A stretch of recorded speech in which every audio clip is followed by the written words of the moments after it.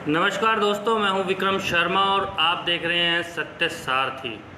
जी हां, आज 15 अगस्त है। सबसे पहले तो मैं आपको 15 अगस्त स्वतंत्रता दिवस की बधाई देना चाहूँगा और आपसे चाहूँगा कि कुछ जानकारी आपसे जो है 15 अगस्त के बारे में शेयर की जाए और ताकि आपको भी पता चले कि किस तरह से 15 अगस्त का क्या महत्व है, क्या कुछ इसकी कहानी है 15 अगस्त की। क्योंकि हम 15 अगस्त का एक जो पर्व की तरह हम बनाते हैं, तो एक हम सिर्फ ये पता चलता है कि हमें कि ये 15 अगस्त है और स्वतंत्रता दिवस है, उसकी आगे पीछे की कोई कहानी हम नहीं जान पाते हैं। तो इसी को लेकर के हम यहाँ पंडित लक्ष्मीकांत शर्मा जी के पास आए हैं, जो हमें 15 अगस्त के बारे में बताएंगे। कुछ उनसे पूछेंगे कि क्या महत्व है, क्यों 15 अगस्त मनाई जाती है। वैसे तो कुछ हो सकता है कि हमको ज़्यादा से ज़्यादा जानकारी पता हो, लेकिन कुछ ऐसी जानकारी भी हम पंडित लक्ष्मीकांत शर्मा जी से चाहेंगे कि कुछ ऐसी जानकारी निकाल करके दें कि हमें भी पता लगे कि क्या शायद ये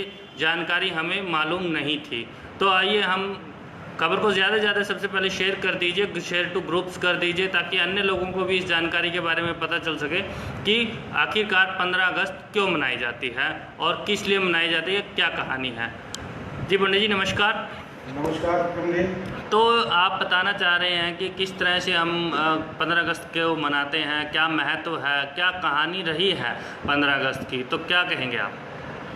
सबसे पहले तो मैं आप तमाम साथियों को, हिंदुस्तान के नागरिकों को, मेरे देशवासियों को प्रणाम करता हूं, आपको सलाम करता हूं और मैं आभार प्रकट करता हूं सत्य सारथी का, जिन्होंने इस मामले के लिए मुझे यहाँ मंच प्रदान किया कि आज 15 अगस्त के अवसर पर मैं तमाम देशवासियों से रूबरू हो सकूं इस चैनल के माध्यम से और देश की जनता के साथ 15 अगस्त को लेकर के जो बात है, जो कहानी है, जो हकीकत है, वो आप लोगों के साथ साझा कर सकूं। आज के दिन का महत्व क्या है वो आप लोगों के साथ बांट सकूं। मैं इसके लिए पुनः सत्य सारथी का आभार प्रकट करता हूं और देशवासियों को 15 अगस्त के इस पावन पवित्र दिन की मैं बधाई देता हूं। आप आज देशवासियों को, हिंदुस्तान के तमाम नागरिकों को, साथियों, दोस्तों, आज के इस दिन पर 15 अगस्त के अवसर पर हर हिंदुस्तानी गौरवान्वित खुद को महसूस करता है, खुद पर मान महसूस करता है। आज के दिन को एक त्यौहार की तरह मनाया जाता है। मैंने भी ये समय जो है, शाम का समय, इसीलिए चुना है आपसे बात करने के लिए, आपके सामने आने के लिए, क्योंकि मैं जानता था कि सुबह से लेकर दोपहर तक हर व्यक्ति इस उल्लास में होता है, 15 अगस्त के जश्न में होता है, चाहे स्कूल हो, चाहे कॉलेज हो, चाहे कोई भी प्रतिष्ठान हो, चाहे प्राइवेट संस्थान हो। हर व्यक्ति तिरंगे के सम्मान के लिए, शहीदों के सम्मान के लिए उत्सुक रहता है। साथियों, जहाँ तक मेरा मानना है, मैं ऐसा मानता हूँ कि 15 अगस्त सिर्फ एक दिन नहीं। अक्सर देखने में आता है कि आजकल की पीढ़ी के अंदर, मैं आज की पीढ़ी की बात करता हूँ और ख़ास तौर पर नौजवान साथियों से मैं अनुरोध करूँगा जिनकी उम्र अभी 30 साल की है, 35 साल की है या हद से अधिक 40 साल के साथी हैं, उनसे भी मेरा एक अनुरोध है, एक आग्रह है कि कृपया करके वो तमाम साथी इस चीज़ को देखें, मेरी बात को सुनें, मेरी बात को समझने का प्रयास करें। क्योंकि इससे ज़्यादा के जो लोग हैं, 40 से ऊपर का जो व्यक्ति है, जो शख्स है, वो तकरीबन कुछ ना कुछ इस दिन के बारे में जानता है। लेकिन जो 40 साल से नीचे तक का व्यक्ति है, कहीं ना कहीं मेरा अपना मानना है, मैं देख भी रहा हूँ, मेरा मानने की बात नहीं है, बल्कि मैं महसूस करता हूँ, मैंने देखा भी है कि ज़्यादातर लोगों को 40 साल की उम्र तक के जो नौजवान हैं, जो साथी हैं, वो 15 अगस्त के दिन को तो मनाते हैं, 26 जनवरी के दिन को तो मनाते हैं, लेकिन हकीकत ये है कि 15 अगस्त क्या है, 15 अगस्त आया कहाँ से है, 26 जनवरी आई कहाँ से है, 15 अगस्त को क्या हुआ था, ये बहुत से लोगों को मैं कह सकता हूँ कि जानकारी नहीं। ज़्यादातर लोग 15 अगस्त के दिन को, 26 जनवरी के दिन को होली की तरह, दिवाली की तरह, रक्षाबंधन की तरह, जन्माष्टमी की तरह मनाते हैं। लेकिन हकीकत कुछ और है, मेरा मानना कुछ और है कि 15 अगस्त का जो दिन है वो होली और दिवाली से कहीं ज़्यादा आगे है, वो रक्षाबंधन और जन्माष्टमी से कहीं ऊपर जा करके है। क्योंकि देखिए, कोई भी त्यौहार आप तभी मना पाते हैं जब आपको अभिव्यक्ति की आज़ादी होती है। और अभिव्यक्ति की आज़ादी आपको कब मिली? 15 अगस्त 1947 को। 15 अगस्त 1947 इतिहास का एक दिन है, मगर वो इतिहास का एक दिन नहीं है, वो संपूर्ण इतिहास अपने अंदर समेटे हुए है। मैं आप लोगों को जोड़ना चाहता हूँ अपने साथ। आप चलिए 300 साल पीछे, आप तो बल्कि 300 से भी 400 साल के करीब पीछे हो चुके हैं। वक्त था 16वीं सदी का मामला था। हालात, मैं आप लोगों को एक बात बड़े ध्यान से सुनाना चाहता हूँ, बड़े आराम से एक बात कहना चाहता हूँ साथियों। आज के हालात को, जो आज का नौजवान है, जो मैं फिर कहता हूँ कि 20, 30, 35, 40 तक का जो व्यक्ति है, वो आज के हालात को देखे और आज के हालात को वो जोड़े आज से करीब 400 साल पहले। वक्त था 16वीं सदी का। उस वक्त हिंदुस्तान जैसे आज हालात बनते जा रहे हैं, पूरे बने नहीं हैं, लेकिन जो हालात हिंदुस्तान में चल रहे हैं, जो देश में चल रहे हैं, अगर यही हालात चलते हैं तो मैं आपको बिल्कुल बताना चाहता हूं कि वही हालात होंगे जो 16वीं सदी के अंदर हालात देश के अंदर पैदा हुए थे। उस वक्त भी देश हिंदुस्तान नहीं था, नाम हिंदुस्तान जरूर था, लेकिन पूरा भारतवर्ष रियासतों में बंटा हुआ था। छोटी छोटी रियासतें हुआ करती थी, राजा हुआ करते थे, वो अपने अपने राज्य में विलीन होते थे। किसी का थोड़ा राज था, किसी का ज़्यादा राज था, लेकिन जो भी राजा था, जो भी राज करता था, वो सिर्फ जैसे कि आज हरियाणा है, पंजाब है, उत्तर प्रदेश है, उत्तराखंड है, आज इनके नाम ये हैं, उस वक्त में नाम इनके रियासतों के हिसाब से हुआ करते। महाराजा जींद आपने नहीं सुना होगा, लेकिन हमें बताया गया, महाराजा पटियाला हमें बताया गया, और ये बताने वाले कोई और नहीं थे। देखिए, आप कह सकते हैं कि मेरी उम्र भी 50 साल की है, तो 40 और 50 में कोई ज़्यादा अंतर नहीं, लेकिन फ़र्क सिर्फ इस बात का है कि मेरी उम्र 50 साल की ज़रूर है, मैंने वो दौर देखा नहीं है, लेकिन मुझे फ़ख्र इस बात का है कि मेरे बुज़ुर्गों ने, मेरे दादा ने मुझे उस वक्त की कहानियाँ सुनाई थी। मेरे दादा ने वो दौर देखा है जब अंग्रेज़ों का साम्राज्य हिंदुस्तान में हुआ करता था, उन्होंने उसको भुगता है। मेरे पिताजी ने भी नहीं वो दौर देखा, क्योंकि वो आज़ादी से 2 साल, जब 1947 का जो दौर था उससे 2-3 साल पहले उनका जन्म था, और मेरा जन्म तो 1968 का है, तो मुझे तो उस बात का खुद अनुभव नहीं है, लेकिन मेरे बुज़ुर्गों ने ये बात मुझे बताई है। मैं आप लोगों से एक बात ज़रूर कहना चाहता हूँ कि आप जाइए उस दौर में, 1600 ईस्वी का दौर था। उस वक्त ईस्ट इंडिया नाम की एक कंपनी हुआ करती थी, अंग्रेज़ों की कंपनी थी, ब्रिटिश साम्राज्य था उस वक्त। उस वक्त अंग्रेज व्यापार करने के बहाने जिस प्रकार से आज निजीकरण किया जा रहा है, मैं उस वक्त की बात को आज इसलिए जोड़ना चाहता हूँ ताकि भारत के नौजवान, इस देश का नौजवान कहीं ना कहीं थोड़ा बहुत सचेत हो जाए उस हालात को, क्योंकि अतीत सिर्फ सुना नहीं जाता, अतीत से शिक्षा लेनी, अतीत को जानना और उस पर उसकी कमियों से बाहर निकलना, जो अतीत में कमियां रही हैं उनको दूर करना, उनसे सीख लेना, ये अतीत का महत्व होता है। इसलिए अतीत अच्छा हो या बुरा हो, उसकी जानकारी होना बहुत जरूरी है, पता होना। अगर आपका अतीत अच्छा रहा है तो आपको उस पर फख्र होगा, मान होगा, और अगर आपका अतीत बुरा रहा है तो आपको अपनी कमियों का विश्लेषण उस दौरान करना चाहिए। 1600 सदी में जब ईस्ट इंडिया कंपनी भारत आई थी, उस वक्त देश छोटे छोटे राज्यों में बंटा हुआ था। ईस्ट इंडिया कंपनी यानी कि अंग्रेज लोग जब आए, उन्होंने व्यापारिक दृष्टि से वो यहाँ पर आए थे, उन्होंने धीरे धीरे आकर के अपना व्यापार शुरू किया। कह सकते हैं कि जिस प्रकार से आज निजीकरण की प्रक्रिया देश में चल रही है, वही निजीकरण 16वीं सदी में हुआ करता था। धीरे धीरे निजीकरण हुआ, निजीकरण से अंग्रेज लोगों ने हिंदुस्तान के अंदर अपनी कंपनियां खड़ी की, एक स्टेट में, एक राज्य में खड़ी की, फिर दूसरे राज्य में खड़ी की, और धीरे धीरे किसी भी देश को जो है काबू करने के लिए, पकड़ने के लिए आर्थिक दृष्टि से बड़ा मामला होता है, और अंग्रेजों ने वही काम किया। भारत के विभिन्न राज्यों को आर्थिक दृष्टि से पंगु बना करके खुद उनकी आर्थिक स्थिति पर कब्जा कर लिया, और जब आर्थिक रूप से वो राज्य, भारत के जो राज्य थे वो अंग्रेजों पर डिपेंड हो गए, उन पर निर्भर हो गए, तो धीरे धीरे अंग्रेजों ने उन पर शासन करना शुरू कर दिया। और नौबत ये आई कि करीब 100 साल गुजरते पूरे हिंदुस्तान में कहीं भारत के राजाओं का राज्य नहीं था, सिर्फ ईस्ट इंडिया कंपनी का राज्य था। ये इतिहास की बात है, इतिहास में लिखी हुई है और हमें बताई भी गई है, मैंने खुद भी पढ़ी और मुझे बताई भी गई है।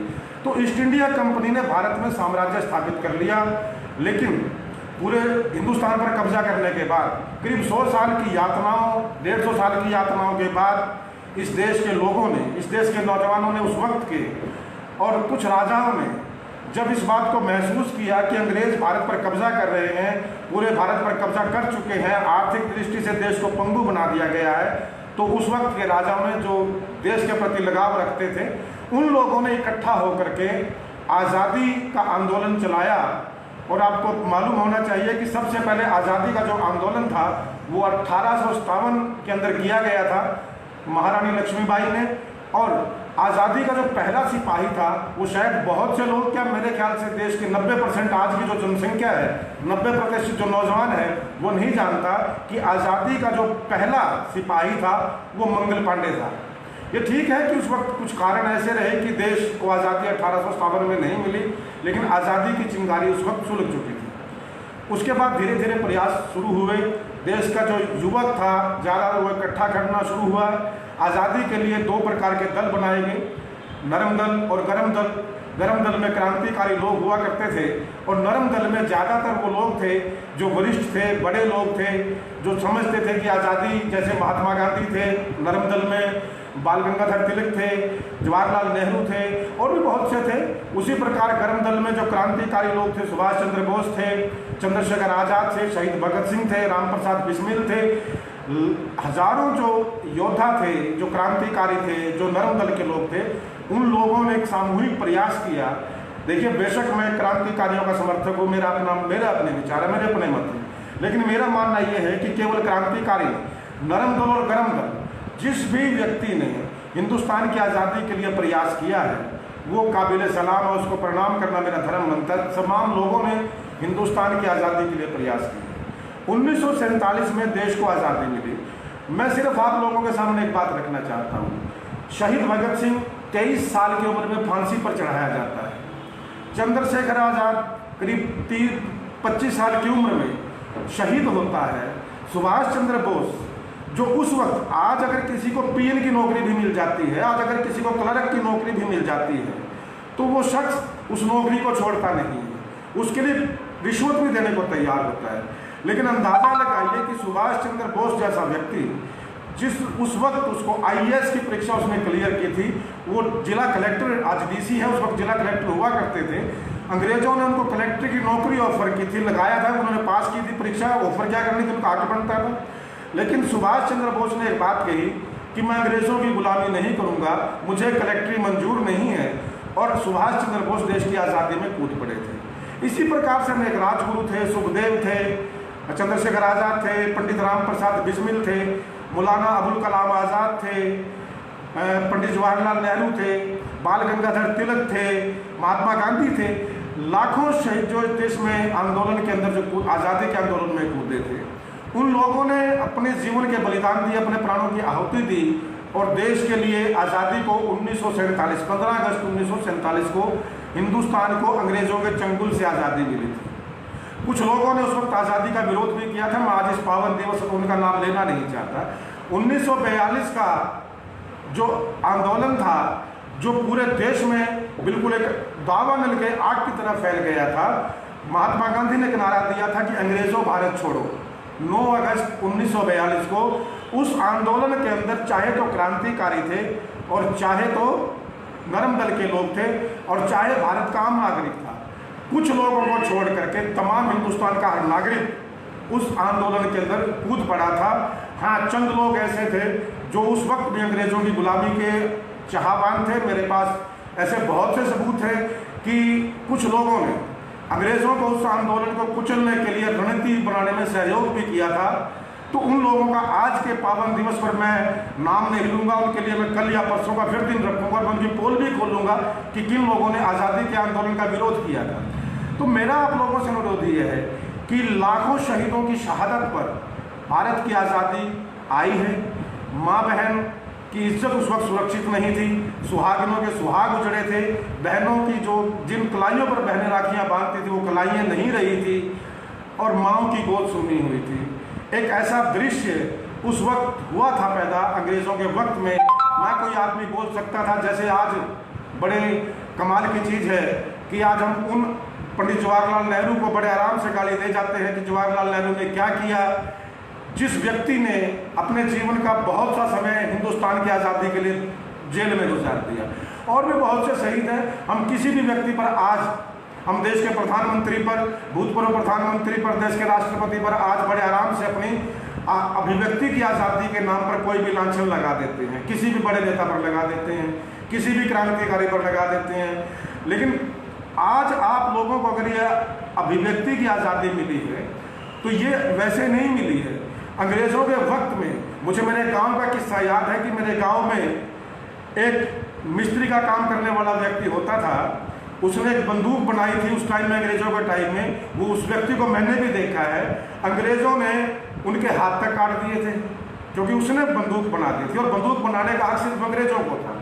इसी तरह से बहुत से ऐसे किस्से हैं, बहुत सी ऐसी कहानियाँ हैं जो उस वक्त की सत्य घटनाओं पर। आज तो हम जो मर्जी कहते हैं, आज तो हम अपने पिता को भी कह सकते हैं, अपने दादा को भी कह सकते हैं कि पता नहीं मेरा दादा हुआ था नहीं हुआ था, लेकिन इतिहास इस बात का साक्षी है कि तमाम घटनाएं घटी हैं। और वो जो बात है अंग्रेज़ों की है, उस वक्त ना अभिव्यक्ति की आज़ादी थी, ना आप अपना अनाज पैदा कर सकते थे। जमींदार की क्या हालत है ये लोगों ने उस वक्त सुनाई है कि अंग्रेज़ों के वक्त में जमींदार अनाज पैदा जरूर किया करता था, लेकिन उस पर जमींदार का हक नहीं हुआ करता था। कुछ लोगों का जो अंग्रेज़ों की दलाली करते थे, अंग्रेज़ों की गुलामी करते थे, वो लोग ही जमींदार का अनाज खरीदते थे। ये सरकारी जो आज अनाज खरीदने की स्थिति आई है कि सरकार जमींदार का अनाज खरीदेगी, ये हालात नहीं थे। वो 50 रुपए की चीज़ के 10 रुपये दे जाते थे, 100 रुपये की चीज़ के 20 रुपये दे जाते थे। इस तरीके के हालात थे। किसी को बोलने की आज़ादी नहीं थी, किसी को कहीं जाने की आज़ादी नहीं थी। अंग्रेज़ों का साम्राज्य ऐसा था कि किसी भी व्यक्ति को कहीं से उठाकर कहीं वो रख देते थे। सिर्फ उनके लिए अच्छा क्या रहता था कि जो अंग्रेज़ों को सूट करता है, जो अंग्रेज़ों को अच्छा लगता है, वही अच्छा होता था। जो अंग्रेज़ों को पसंद नहीं है, अगर वो कोई बोल देता था, वो देशद्रोही होता था, वो भारतद्रोही होता था। कमोबेश वही हालात आज देश में है। आज अगर आप सरकार के पक्ष में बोलते हैं तो आप देशभक्त हैं। जो मौजूदा सरकार, ऐसे दौर कभी पहले अंग्रेज़ों के टाइम में था, यही दौर था।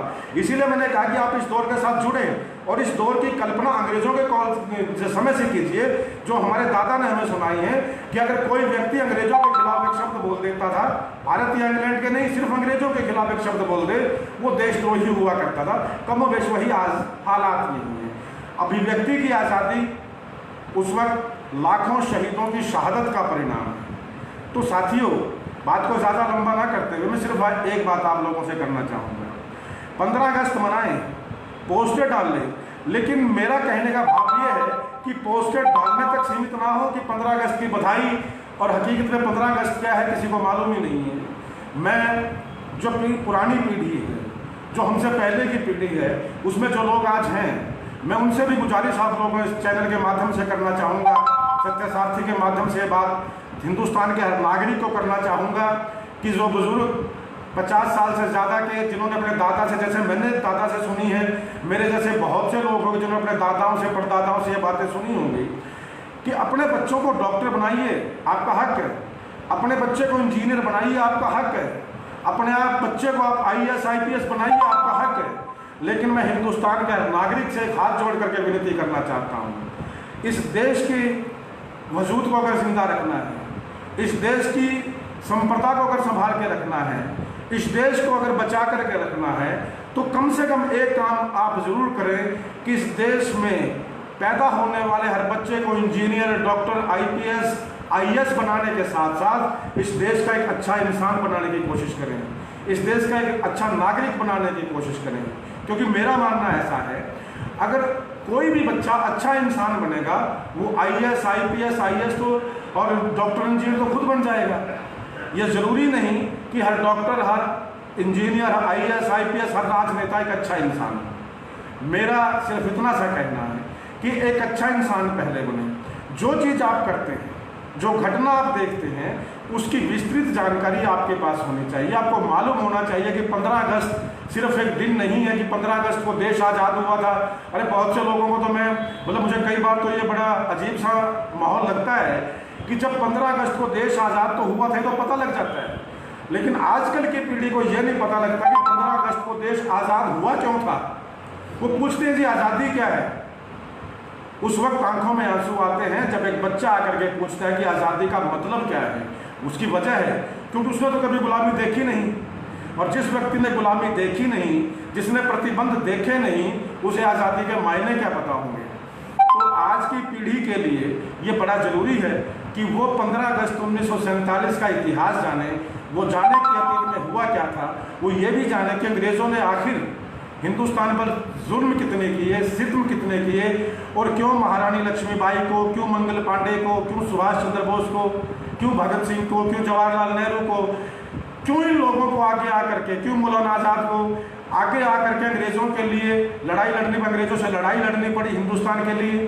तो इन लोगों को आज हम स्कूल के फंक्शन में, कॉलेज के फंक्शन में, किसी प्राइवेट संस्थान पर खड़ा होकर के सिर्फ एक बात बोल देते हैं कि मैं देश के तमाम शहीदों को सलाम करता हूँ, देश के तमाम शहीदों को प्रणाम करता हूँ। इतना कह करके हम अपना फर्ज निभा लेते हैं और उसके बाद इतना बोल करके उस प्रांगण से बाहर निकल करके फिर हम एक दूसरे की चुगलखोरी में लग जाते हैं। कम से कम जिन शहीदों को आप श्रद्धांजलि देते हैं, कम से कम जिन शहीदों के सम्मान की आप बात करते हैं, उनके प्रति उनको जानना आपका फर्ज बनता है, उनका इतिहास जानना आपका फर्ज बनता है कि सुभाष चंद्र बोस वो शख्स था जिसने IAS की परीक्षा पास करके कलेक्ट्री छोड़ दी थी अंग्रेजों के टाइम में। शहीद भगत सिंह वो शख्स था जिसने 23 साल की उम्र में, वो चाहता तो वहाँ से भाग भी सकता था बम विस्फोट करके, लेकिन उसने भागने की बजाय सिर्फ एक बात कही कि अगर भगत सिंह भाग गया तो लोग इतिहास में लिखेंगे कि भगत सिंह बम फेंक करके भाग गया था। लेकिन जब भगत सिंह फांसी पर चढ़ेगा तो भगत सिंह के खून से हजारों युवक प्रेरणा लेकर के और भगत सिंह पैदा होंगे। तो उनको जो है सजदा करना, सलाम करना, उन लोगों के आदर्शों पर चलना। अगर देखिए आप सबका सब हम नहीं चल सकें, लेकिन 2%, 4%, 10% अगर इन देश के लिए, हिंदुस्तान की सरहदों के लिए, हिंदुस्तान की सुरक्षा के लिए गैर राजनीतिक रूप से, राजनीतिक दल को थोड़ी देर के लिए भूल जाइए। कोई व्यक्ति किसी भी राजनीतिक दल में हो सकता, कोई बड़ी बात नहीं है। मैं किसी राजनीतिक दल को, आप किसी राजनीतिक दल में, तीसरा व्यक्ति किसी राजनीतिक दल में है, मैं आप लोगों को बता देना चाहता हूँ, मेरी उम्र भी कोई इतनी ज़्यादा लंबी चौड़ी नहीं है, लेकिन मैंने एक जज्बा अपने अंदर रखा है, मैं सीखने का प्रयास करता हूँ। आप याद रखिए, राजनीति आपकी तभी हो सकती है जब हिंदुस्तान है। आप कांग्रेस के वर्कर या भारतीय जनता पार्टी के वर्कर या किसी और राजनीतिक दल के सदस्य तभी तक बने रह सकते हैं जब तक हिंदुस्तान आज़ाद है। आप अभिव्यक्ति की आज़ादी की बात तभी तक कर सकते हैं जब तक हिंदुस्तान आज़ाद है। अगर आपके यही हालात रहे, आप सिर्फ राजनीतिक तक सिमट के रह गए, आप एक राजनीतिक दल के सदस्य के रूप में काम करते रहे और देश को आपने कहीं पीछे छोड़ दिया, तो याद रखना 1947 दोबारा आते ज़्यादा देर नहीं लगेगी।